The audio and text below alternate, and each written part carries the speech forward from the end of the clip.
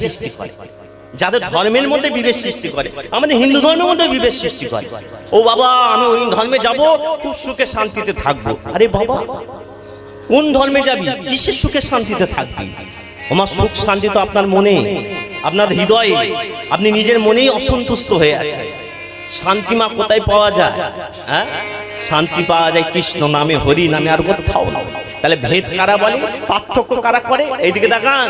ভেদবাদী মূর্খ জনে তত্ত্ব নাহি জানে, তত্ত্ব নাহি জানে। কহনে চৈতন্য দাস ওমা শান্তি দাও মনে।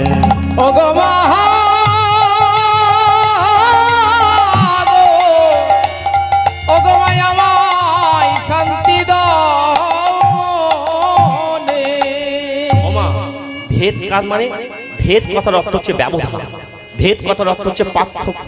আমার ভেদকে কয় ভাগে ভাগ করে জানেন? ব্যবধানকে কয় ভাগে ভাগ করা হয় জানেন? জানেন না। আমরা যে পার্থক্য করি, পার্থক্যকে 3 ভাগে ভাগ করা হয়: স্বগত ভেদ, স্বজাতীয় ভেদ, আর বিজাতীয় ভেদ। বুঝিয়ে দিই, ব্যাপারটা বুঝতে পারে। স্বজাতীয় ভেদ মানে না, একই অংশের মধ্যে যখন আমরা পার্থক্য করি, তখন এটা আমার দেহ, এটা আমার দেহ, তো পুরোটাকে দেহ বলে, হ্যাঁ কি না? আপনাদের পুরোটাকে দেহ বলে, কিন্তু দেহের এইটাকে কি বলে? হাত বলে। তাহলে দেহের মধ্যে একটা অংশ, এটা একটা পার্থক্য, দেহ হাত, এটাকে বলা হয় স্বগত ভেদ। এবার স্বজাতীয় ভেদ মানে একই জাতের কিন্তু পার্থক্য। একই জাতের পার্থক্য মানে ওই দেখুন, খ্রিস্টান, মুসলিম, ওই হিন্দু, একই জাত। কি জাত? মনুষ্য জাত, কিন্তু স্বজাতীয় পার্থক্য, তাদের মধ্যে ভেদ, পার্থক্য। আর একটা কি বলেন? বিজাতীয় পার্থক্য। বিজাতীয় মানে কি? এদিকে দেখান, গরু, মানুষ, এরা কিন্তু বিজাতীয়, এদের কোনো পার্থক্য হয়। কিন্তু যাকে নিয়ে আপনারা পার্থক্য করতে চাইছেন, হ্যাঁ, শ্রীকৃষ্ণকে নিয়ে পার্থক্য করছেন, কালীকে নিয়ে পার্থক্য করছেন, ভগবানকে নিয়ে পার্থক্য করছেন, আল্লাহকে নিয়ে পার্থক্য করছেন, গডকে নিয়ে পার্থক্য করছেন, এগুলোকে পার্থক্য করবেন না। বলছে ভেদবাদী মূর্খ জনের তত্ত্ব নাহি জানে। এইদিকে দেখান, তত্ত্ব মানে কি? তত্ত্ব মানে কি সেটা আপনাদের জানতে হবে। তত্ত্ব আর তথ্য দুটোকে এক করবেন। তত্ত্ব মানে হচ্ছে জ্ঞান, আর তথ্য মানে উপকরণ। এই যে মা, সকালবেলা চা খেয়ে এসেছেন তো, হ্যাঁ, চা তৈরি করতে গেলে কি কি উপকরণ লাগে? আপনি চা বানান না মনে হয়? তাহলে আমি ভাবছিলাম গিয়ে আপনাদের বাড়ি যাব। হ্যাঁ, তা চা তো বানান না বলছেন, কি কি লাগে চা তৈরি করতে গেলে? চা, চিনি, দুধ। হ্যাঁ ওমা, একটা চা তৈরি করতে গেলে চা, চিনি, দুধ, জল, এগুলোকে বলা হয় উপকরণ। মানে এগুলোকে বলা হয় তথ্য। তথ্য ফলা তথ্য। আর তত্ত্ব মানে কি? তত্ত্ব মানে কিন্তু জ্ঞান। তত্ত্ব মানে জ্ঞান। আর জ্ঞানটা কোথায় থাকে? এই দিকে দেখান। এই আমার গুরুজোড়া থেকে শুরু করে ঘাট পর্যন্ত খালি প্রশ্নের গাঁট থাকে। এই প্রশ্নের গাঁটগুলোকে গুরুদেব কি করে? উন্মোচন করে দেয়, আর আমাদের জ্ঞান জন্ম হয়। আর যতদিন না গুরুদেব এই প্রশ্নের গাঁট উদ্ধার করছে, ততদিন এই ভেদের মধ্যে ডুবে থাকবেন, এই পার্থক্যের মধ্যে ডুবে থাকবেন। কিন্তু আপনারা যারা এসেছেন এখানে, তা আমরা কিন্তু পার্থক্য করবেন না। আমরা এক মনে একভাবে ডাকতে পারি। ডাকতে পারি না? ডাকতে পারি না। আমরা সবাই মিলে হাত তুলে বলতে পারি না? সবাই মিলে বলুন, জোরে জোরে বলবেন। হ্যাঁ বলুন, হরে কৃষ্ণ হরে কৃষ্ণ হরে কৃষ্ণ হরে কৃষ্ণ কৃষ্ণ কৃষ্ণ কৃষ্ণ কৃষ্ণ হরে হরে হরে হরে হরে রাম হরে রাম হরে রাম হরে রাম রাম রাম হরে হরে। নিতাই গৌর হরি বল হরি বল হরি। এই যে নাম বললেন, আমি কীর্তন যেখানেই করতে যাই, 8 ঘন্টা ছাড়া ছাড়া, 20 মিনিট ছাড়া ছাড়া আপনাদের সবাইকে হরি নাম করাই। আমিও করি, আপনারা করেন। মা, ঘরে একা মুড়ি খেতে ভালো লাগে না, কিন্তু বন্ধুদের সঙ্গে সবাই মিলে একসঙ্গে মুড়ি খাওয়া ভালো লাগে না? আহা, মানে একা হরি নাম করতে ভালো লাগে না, কিন্তু আমরা যদি সবাই মিলে হরি নাম করি কেমন লাগবে? ভালো লাগবে না? হ্যাঁ, এইটাই তো বড় বিষয়। কিন্তু গৌরাঙ্গ সুন্দর কি করলেন?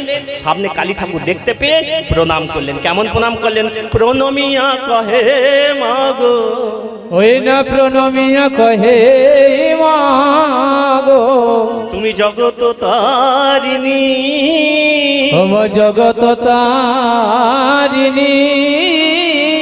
আমার কালী ঠাকুরকে প্রণাম করছে, আর কি বলছে? প্রণমিয়া কহে মাগো, তুমি জগত তারিণী।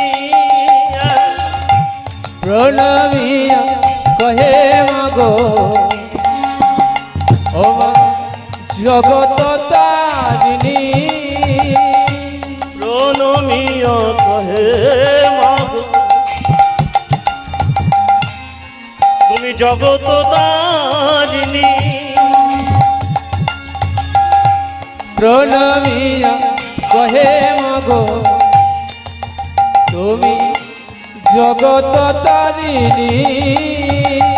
তুমি সৃষ্টি, তুমি স্মৃতি,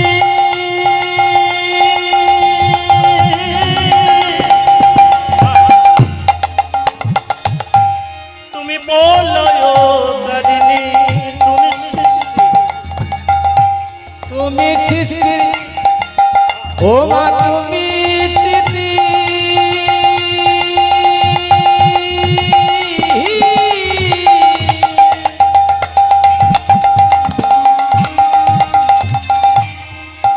মাগো প্রলয়কারিণী। ওমাই দিকে থাকা গৌরাঙ্গ সুন্দর কালী মন্দির থেকে প্রণাম করলেন। আপনারা প্রণাম করেন না করেন না? হ্যাঁ প্রণাম করেন তো? কিভাবে প্রণাম করেন?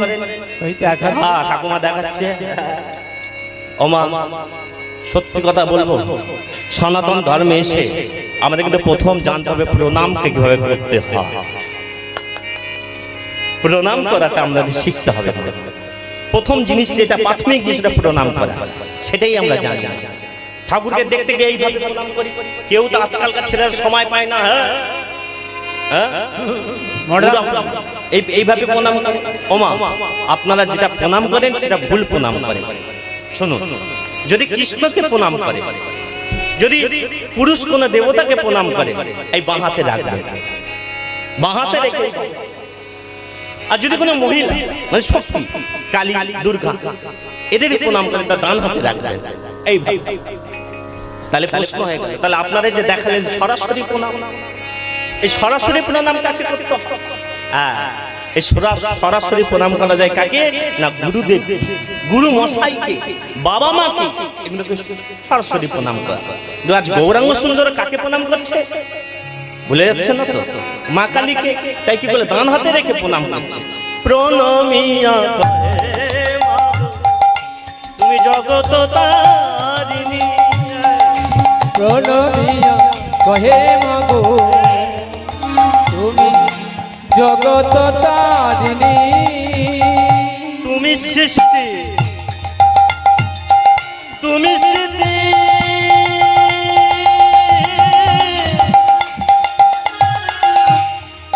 তুমি প্রলয়কারিণী। মাগো তুমি সৃষ্টির, তুমি স্মৃতি।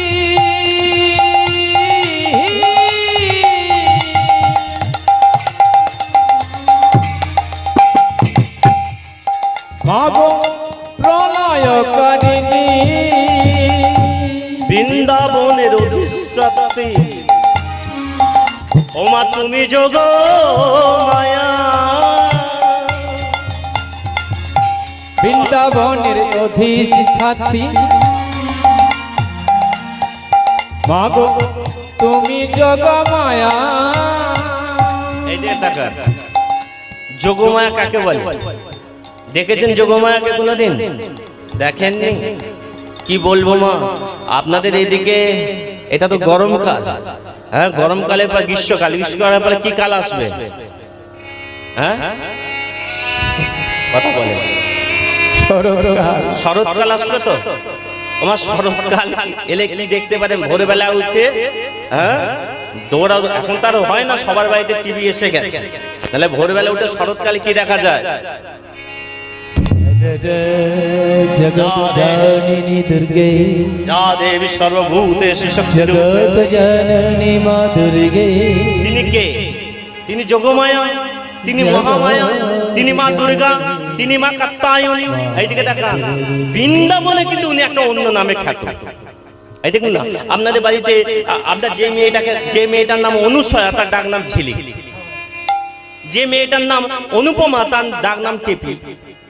হ্যাঁ, পটল, ঝিঙে রাখতেই পারেন, মানে ডাক নাম একটা আছে। মা দুর্গা, লক্ষ্মী, সরস্বতী, এদের অনেক অনেক নাম। কিন্তু বৃন্দাবনে যে দুর্গা, তার নাম কি বলুন তো? তার নাম কিন্তু মা বড়াই বলি। এটা মনে রাখতে হবে। আমি বলবো, আছে লীলা আছে, লীলার চরিত্র তিনি বড়াই ভাই, যিনি আমাদের দুর্গা বলে যাকে, যাকে কাত্যায়নী বলি, তিনি বৃন্দাবনে তিনি কে বড়াই ভাই। তাই বৃন্দাবনের অধিষ্ঠাত্রে তুমি যোগ মায়া, বৃন্দাবনের অধিষ্ঠাত্রী মাগো তুমি জগমায়া। আরে তোমার কি পায় এই গোপী পেল, আমার যদি যোগমায়া না হতো, যদি বড়াইবড়ি না আসতো, যদি কাত্যায়নী না হতো, এই আপনাদের সঙ্গে আমার ভগবান ভক্তের মিলন হতো না, কৃষ্ণ নামের সঙ্গে মিলন হতো না। তাই পদকর্তা বলছে তোমার কি পায় এই গোপী পেল কৃষ্ণ পদ ছায়া, তোমার কি পাই ও মা গোপী পেল,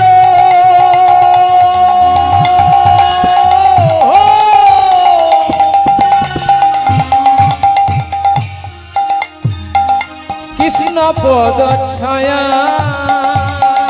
ও গো মা ভবানী তুমি করালো বদনী, ও গো মা ভবানী তুমি করালো বদনী, ও গো মা ভবানী তুমি কডাল বদনী, তুমি শক্তি দায়িনী তুমি শঙ্করী, তুমি শক্তিদায়িনী তুমি শঙ্করী। ভুলে গেছেন না তো? গৌরাঙ্গ সুন্দর কালী মন্দির দেখতে পেয়ে কালী মন্দিরের সামনে দাঁড়িয়ে কালী ঠাকুরের জয়গান করলো, হ্যাঁ কি না? আর জয়গান করে একদম কালী মন্দিরে বসে পড়লো, হয় না? আপনারা মন্দিরে দেখতে গিয়ে বা খুব ভালো মন্দিরে বসে পড়ি, হয় না? হয় না? গৌরাঙ্গ সুন্দর সুরধনির গঙ্গার তীর ধরে যাচ্ছিল, কালী মন্দির দেখতে পেয়েছে, বসে পড়েছে। যেই বসে পড়েছে গৌরাঙ্গের ঘিরে, গৌরাঙ্গকে ঘিরে তার পার্শ্বরা বসে পড়েছে। তাই বলছে প্রভু আপনি আমাদের বললেন যে যেই কৃষ্ণ সেই কালী, তা কালীটা কে? বলে জানো না কালী কে? যে কালী সেই তো দুর্গা। বলে প্রভু দুর্গা আবার কেন কালী হলো? তাহলে কালীটাকে জানতে হবে। এদিকে মা শুনুন, তাহলে আজকে যে লীলার বিষয়বস্তু নিধুবনে কৃষ্ণ কালী, কৃষ্ণের কথা পরে জানবো, আগে কালীটাকে জানতে হবে। জানবো না জানবো না, কালী তত্ত্ব জানতে হবে। বলে কালীকে, এই কালীকে জানতে গেলে তাহলে এদিকে দেখো মন দিয়ে শুনতে হবে। কালীকে এটা জানতে গেলে এটা কত সাল? হ্যাঁ কত সাল গো মা? আমি একটু ভুলে যাই, একটু মাঝে মাঝে ভুলে যাই, সব রোগ আমাকে দিয়ে দিয়েছে। হ্যাঁ বলছে 2023 সাল। ঠিক বলেছে? কি বলেছে মা? 26 সাল, 24 সাল। হ্যাঁ বলুন তো 2024 সাল থেকে 4 বছর পেছনে যায়। হ্যাঁ বলি কত হবে সাল? 4 বছর পেছনে গেলে 2000 সাল। বলুন তোমার 2000 সালে এমন একটা ঘটনা ঘটেছে যে আপনাকে মন টলিয়ে দিয়েছে? হ্যাঁ আপনাদের দিকে হয়নি? মানে আমাদের পাড়ায় মানে 2000 সালে এমন একটা ঘটনা ঘটেছে যে বাড়ির মেয়ের বিয়ে দিতে পারেনি, ছেলেটা কাজে যেতে পারেনি, এ ঘরের লোক ও ঘরে যেতে পারেনি, সবাই মুখে চাপা দিয়ে চলে। কি হয়েছিল বলুন তো? Corona virus. এইবার ঠিক মনে পড়েছে। ওমাই করোনা ভাইরাসে একটা গুণ আছে, মানে পাশের জনকে অ্যাটাক করে দেয় নিঃশ্বাসের মধ্যে দিয়ে একটা ভাইরাস। ওমা যখন এই ভাইরাসটা হচ্ছিল, আপনারা সত্যি করে বলুন তো আপনাদের পাড়ায় হয়েছিল তো? হ্যাঁ আপনারা পুকুর পাড়ে দাঁড়িয়ে একে অপরের মুখে গামছা জড়িয়ে কাপড় জড়িয়ে বলেছিলেন না, হে মা কালী, হে মা দুর্গা, হে মা হে বাবা কৃষ্ণ, তুমি একবারে সেই করোনা ভাইরাসটাকে তুলে নাও। বলেছেন না বলেননি? না কজন বলেন ভালোই হয়েছে করোনা ভাইরাস, আরো বাড়ুক, আরো মানুষ মরুক, এটা চেয়েছিলেন? এটা নিশ্চয়ই চান আপনারা, এটা চেয়েছিলেন যে করোনা ভাইরাসটা উঠে যাক, হ্যাঁ কি না? ওমা বলুন তো আপনার বাড়ির সন্তান যদি চিৎকার করে বলে ওমা মা বাঁচাও, আমাকে বাঁচাও, তখন আপনি হয়তো রান্না করছেন, আপনি রান্না করেই যাবেন না ছেলেটাকে বাঁচাতে যাবেন? কি হয়েছিল বাবা? বাবা তোর কি হয়েছে? ওমা দেখো না একটা বিছে কেমন এগিয়ে আসছে। এই যে মা, রান্না বন্ধ করে দিয়ে দৌড়ে দৌড়ে ছেলেটাকে বাঁচাতে যাবেন, যাবেন না? যাবেন না। ওমা যখন করোনা ভাইরাস আপনাকে গ্রাস করছিল তখন চিৎকার করে বলেছেন হে মা দুর্গা আমায় বাঁচাও। তখন ভগবান এসে বাঁচাতে এসেছিল। হ্যাঁ, 3টে ভ্যাকসিন নিয়েছিলেন তো, ফার্স্ট ডোজ, সেকেন্ড ডোজ আর বুস্টার ডোজ। এটা তো করোনা ভাইরাসের কথা বললাম, কিন্তু আরো বেশ কিছু বছর আগে আরেকটা ভাইরাস এসেছিল। সেই ভাইরাসটার নাম হচ্ছে মা রক্তবীজ ভাইরাস। কি ভাইরাস বললাম মা? রক্তবীজ ভাইরাস। আর এই রক্তবীজ ভাইরাসটা কি ব্যাপার? এইদিকে দেখা, রক্তবীজ ভাইরাসটা এটা নিঃশ্বাসে নিঃশ্বাসে নয়। এটা কি হয় না, এটার 1 ফোঁটা রক্ত যদি মাটিতে পড়ে যায় আর সেই রক্ত থেকে 10,000 রক্তবীজ একটা ওষুধ তৈরি হয় আর সবাইকে মেরে দেয়। ভালো করে বুঝুন। তাহলে আপনার ঘরের ছেলে মেয়ে বড় বড় রাক্ষস, রক্তবীজ রাক্ষস এসে মারছে, তাহলে তখনকার দিনের বাবা মা চিৎকার করে বলবে না হে গোবিন্দ, হে কৃষ্ণ, হে কালী, হে দুর্গা, তুমি এসো আমাদের বাঁচাও? মা কি করবে? তাড়াতাড়ি করে একটা ঝাউক করে কাপড়টা জড়িয়ে আমার ছেলেকে বাঁচাতে যাবে না? যাবে না? হ্যাঁ, ছেলেকে বাঁচাতে যাবে। কারণ কি না, রক্তবীজ এগিয়ে আসছে। কাপড়টা বুঝে না খালি হাতে যাব? রক্তবীজ তো খুব গণ্য। রক্তবীজ তো আমাদের প্রত্যেকটা ঘরের ছেলেকে মেরে দিচ্ছে। একটা অস্ত্র নিতে হবে। কি অস্ত্র নেব? হাতে কি নিয়েছে মা কালী? একটা কাত্তান নিয়েছে। আর কাত্তান দিয়ে ডাকছে, কোথায় রে সে দুষ্ট? এইদিকে আয়, তুই আমার ছেলে মেয়ে মেরে দিচ্ছিস। আমার হাতে কাত্তানটা নিয়ে এই রক্তবীজ কাকে দেখতে পাচ্ছেন? সবাইকে মেরে। ও সাংঘাতিক ছেলে, রাতের ঘুম নেই, সারা রাস্তা ঘুরে বেড়াচ্ছে। কাকে দেখতে পাবো তারই রক্ত চুষে খাবো। হ্যাঁ, ব্যাপারটা বুঝেছেন? মা কাত্তাং নিয়ে কি করেছে বলে, এই দিকে শোন, এই দাদা, এই কাত্তাংটা মুন্ডু উড়িয়ে দেবো।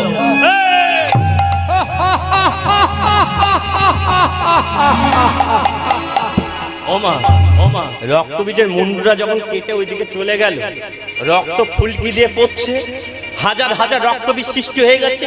আবার সবাই চিৎকার করে বলছে।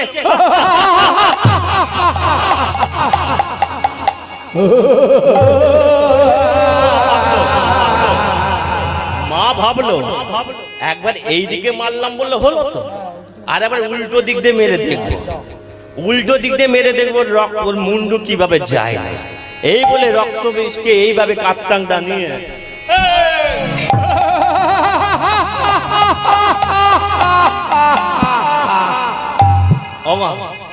রক্তবীজের মুন্ডু কিন্তু অট্টহাসা হাসছে, আর রক্তবীজ শত শত রক্তবীজ হয়ে যাচ্ছে।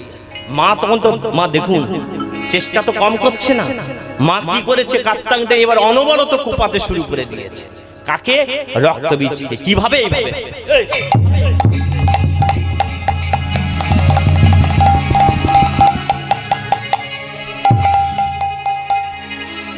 ওমা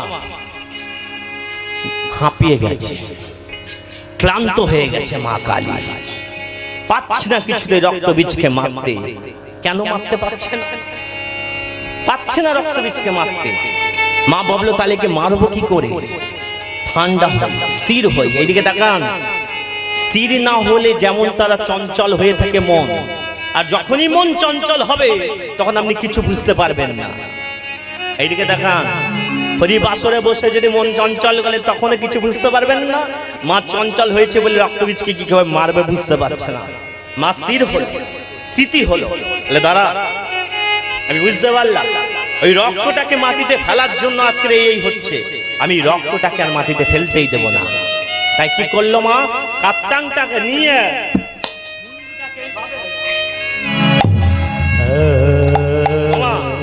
মুন্ডুটাকে নিয়ে আর মুখের মধ্যে রক্তটা মা কালী ঠাকুর রক্তটা মাটিতে ফেলতে দিল। মাটিতে পড়লে তো রক্তবীজ সৃষ্টি হতো, মাটিতে ফেলতে দিলাম না। আর যেই মাটিতে ফেলতে দিলাম না, রক্তবীজ মরে গেল।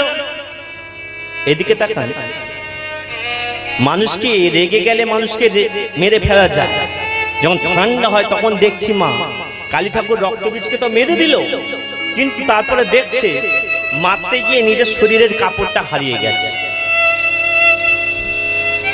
হাই হাই হাই, কাপড় কোথায় গেল?